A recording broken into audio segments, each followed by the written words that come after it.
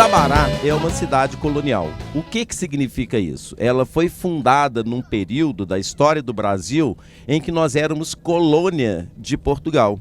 Isso aconteceu de 1500 a 1822. E por que surgiu essa cidade? Porque na região onde ela está tem um rio. E nesse rio tinha ouro. E foi esse ouro que os bandeirantes vieram buscar. Então é uma cidade do ciclo do ouro. 1698 os bandeirantes chegam, encontram o ouro e vão fundar não uma cidade, nem uma vila, mas um arraial. Arraial é terra de ninguém. Quem pode, manda mais. Então, quando os bandeirantes chegam e fundam um arraial, aí começa a ter conflitos, brigas, porque não tinha norma de convívio, não tinha lei. O que eles vão fazer? Construir um espaço chamado Casa de Câmara, para que os ditos homens bons se reunissem para propor essas normas de convívio, as leis. Eles vão colocar junto a essa casa de câmara um padrão de pedra com uma esfera armilar em cima, que a gente chama de pelourinho, para dar validade às leis. O que dava validade a uma lei? A leitura dela em praça pública junto ao pelourinho. Essa rua que nós estamos, né, ali que a gente vai ter a oportunidade de passar, chama-se Rua Dom Pedro II. Mas no período colonial chamava-se Rua Direita. Rua Direita é onde moravam os ditos homens bons, ou seja, aquelas pessoas que tinham poder aquisitivo maior e que faziam as normas de convívio. E esse conjunto de casas dá-se o nome de casario. Esse casario é do estilo colonial português. Então os portugueses chegam e fazem essas casas, que têm as seguintes características: casas gêmeas, coladas umas nas outras. Tá? Elas são alinhadas com a rua. A grande maioria delas são casas térreas, mas existem algumas de 2 pavimentos, que são chamados de sobrados ou solares. Então, a esse conjunto aqui, né, a gente dá o nome de casario colonial português. Um lugar para deixar de ser arraial e passar a ser vila tinha que ter casa de câmara e cadeia. Lembra dessa informação? Aquela construção grande lá, ó, branca, cheio de janelas. Em cima era a câmara, embaixo era a cadeia. Essa construção que a gente tem aqui, ó, sendo restaurada, é um solar, chama-se Solar Jacinto Dias. Já foi a residência de um padre, então aqui já foi residência. E abriga a prefeitura municipal. Só que atualmente o prédio está em restauro. Quando terminar o restauro, a prefeitura vai ser trazida para cá novamente. Então essa praça que nós estamos vendo chama-se Praça Santa Rita. Onde tem o coreto, tinha uma igreja que foi demolida para que o coreto fosse colocado. Destruíram antes de existirem as leis que protegiam o patrimônio. Quando é que o IPHAM foi criado? O Instituto do Patrimônio Histórico e Artístico? 1937. Antes disso, muita coisa foi demolida. A ideia era de destruir o velho para colocar no lugar o novo. Então aquele coreto foi colocado no lugar onde existia uma igreja. Então perdemos um patrimônio importante por falta de consciência de preservação. Outro monumento que merece destaque aqui na Rua Dom Pedro II também está em processo de restauro. Vocês estão vendo esses tapumes aqui, ó? Estão protegendo essa construção que abriga o Teatro Municipal de Sabará. Esse teatro é um dos teatros mais antigos ainda em funcionamento. Ele é de 1770. E ele recebeu 2 visitas importantíssimas. Então, em 1831, Dom Pedro I esteve em visita a Sabará e veio a esse teatro. 50 anos depois, o filho dele, Dom Pedro II. Então, está sendo restaurado. Casa da Ópera ou Teatro Municipal de Sabará. Essa praça chama-se Praça Melo Viana. E na Praça Melo Viana nós temos ali, ó, a igreja inacabada de Nossa Senhora do Rosário. Essa igreja estava sendo construída pelos negros para que eles pudessem frequentar. Então, quando nós chegarmos lá no adro, eu vou mostrar a capela primitiva e essa construção que estava sendo feita e que ficou inacabada. Ali não, é uma igreja que não ficou pronta, mas a gente vai ver a capela primitiva e vai ver a construção maior. Nós temos aqui, ó, desse lado da praça, à direita, o fórum da cidade. Temos do lado ali uma escola em funcionamento e do outro lado uma escola que está sendo restaurada. E junto da escola que está sendo restaurada nós temos um chafariz.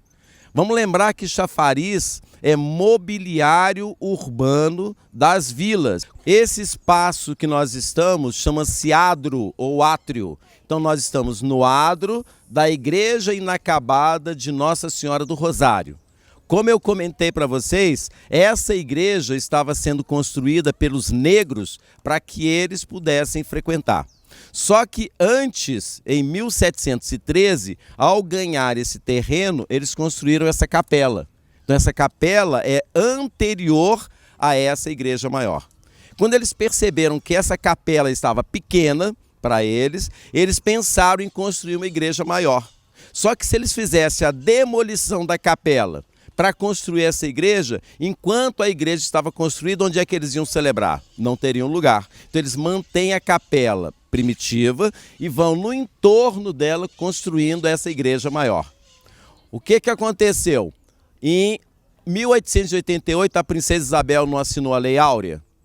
A igreja não estava ainda em construção.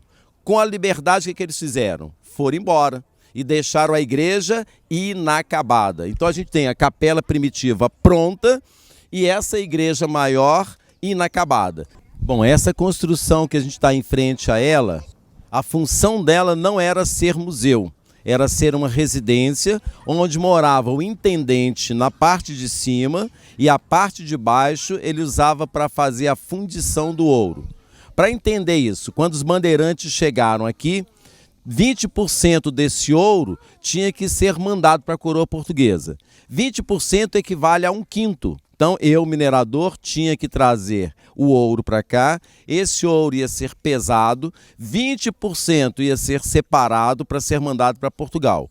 E aqui é que acontecia a fundição do ouro. Então, esse ouro em pó, em pepitas, era colocado dentro de uma panela, que a gente chama de cadinho, era levado, então, ao forno, fundia e quando aquilo estava no estado líquido, jogava aquilo numa forma, esperava esfriar, formavam as barras e essas barras recebiam a marca da coroa portuguesa. Então aqui funcionou como intendência e casa de fundição.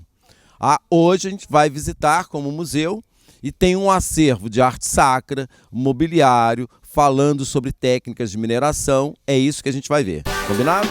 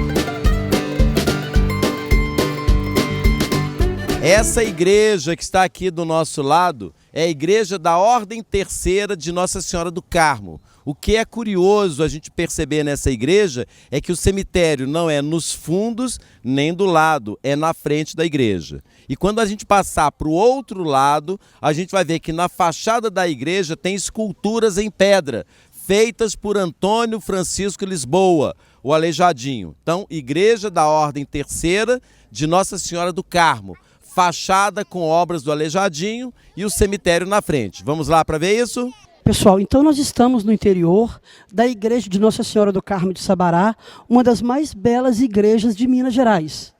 Ela é famosa porque ela tem obra de 2 artistas famosos, 3 na verdade. O Francisco Vieira Servas, que fez esses 3 altares. Nós temos também aqui obras do mestre Aleijadinho, né, o mais famoso escultor do Brasil, que fez aquela imagem de São Simão Stock, São João da Cruz, fez este púlpito, fez aquele púlpito, fez aqueles 2 homens chamados Atlantes, segurando as colunas, né? E nós temos a pintura no teto de Joaquim Gonçalves da Rocha, que foi um artista que morava no Curral del Rei e pintava teto de igreja. Enquanto o mestre Ataíde pintava na região de Ouro Preto, o Joaquim Gonçalves da Rocha pintava aqui nessa igreja. Aleijadinho, né, gente? Nós sabemos, ele nasceu em Ouro Preto. Era filho de uma escrava com um arquiteto branco. Recebeu o nome de batismo de Antônio Francisco Lisboa, trabalhou em toda Minas Gerais, teve uma doença que mutilou ele, né? Que ele sofria muito com a doença, que impossibilitava ele de trabalhar, trabalhava com muita dificuldade, adquiriu essa doença com seus 38 anos de idade e morreu com 76 anos, em 1814, e está enterrado dentro da igreja de Nossa Senhora da Conceição, em Ouro Preto. Aleijadinho é considerado o mais famoso, o melhor escultor do Brasil, porque ele esculpia em madeira e pedra-sabão. E ele trabalhou em várias cidades, e ele, há pouco tempo, eles desenterraram os ossos dele, levaram para o UFMG para ver se descobrir qual doença que ele tinha, suspeitaram de algumas, mas não provaram outras. Fala que ele tinha uma doença chamada porfiria vampírica ou porfiria cutânea tardia, né, que é uma doença que mutila a pessoa. E ele foi considerado o Michelangelo do Brasil, porque Michelangelo fazia esculturas maravilhosas e na Europa, enquanto Aleijadinho fazia aqui, tá bom?